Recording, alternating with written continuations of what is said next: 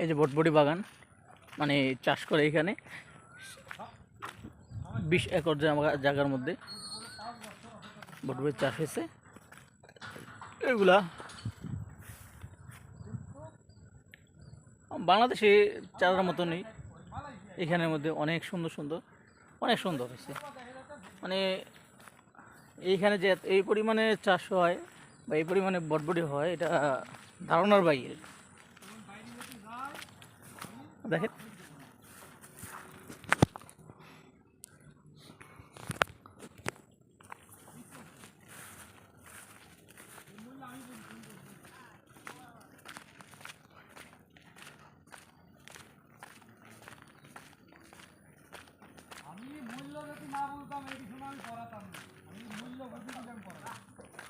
দেখেন অনেক জায়গার মধ্যে চাষ হয়েছে।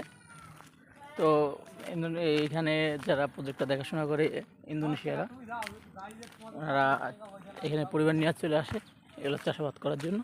হচ্ছে বাংলাদেশের ট্রাক্টরের মতনই এই দেশেও ট্রাক্টর দিয়ে চাষ করা হয়। আর এইখানে তারা বলছে যে এখানে শসা ছিল, এমনিও দেখা যাইতেছে শসা, এখানে অনেক শসা গাছ ছিল, এখন গাছগুলো মরে আছে, অর্থাৎ গোড়া কাইটা দিছে, এর জন্য কি মারা গেছে। ওয়াও, এর পাশে আবার পেয়ারা গাছ লাগানো। এই যে বাংলাদেশের যে ডুরিয়ানের কথা শোনা যায়, বাংলাদেশে এই দেশের জাতীয় ফল ডুরিয়ান। এই যে ডুরিয়ান, এগুলো কলপ কাটা গাছ, কলপ চারা, এর জন্য ডুরিয়ানগুলো হয়েছে সুন্দরী, অসাধারণ। আজকে আমরা দুধ নিতে আসছি, এখানে পাশে ফার্ম আছে ওইখান থেকে। এই যে ডুরিয়ান গাছ, এটা অনেক ডুরিয়ান হয়েছে, নিচে ডুরিয়ান হয়েছে, এটা সামনে থেকে দেখা যাইতেছে না।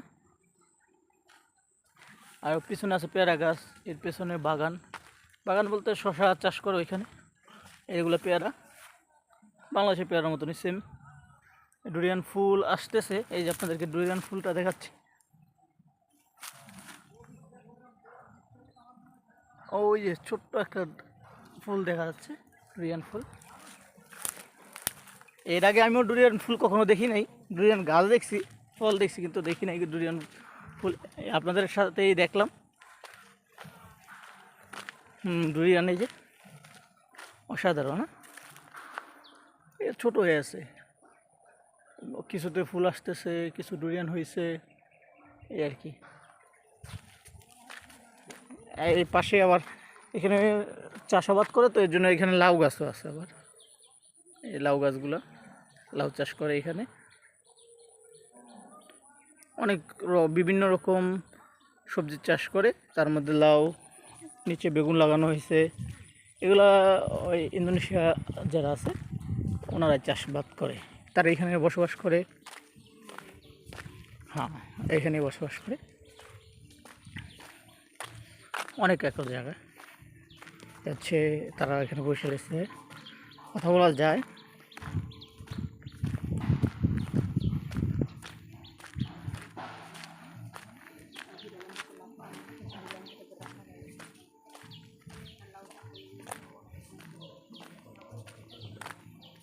এখানে আবার নতুন করে শসা লাগানো হয়েছে, দেখেন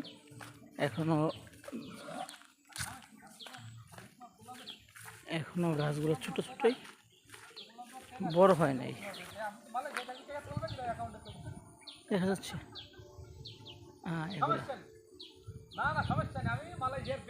আচ্ছা, অন্য এক ভিডিওতে আবার দেখা হবে। আল্লাহ হাফেজ।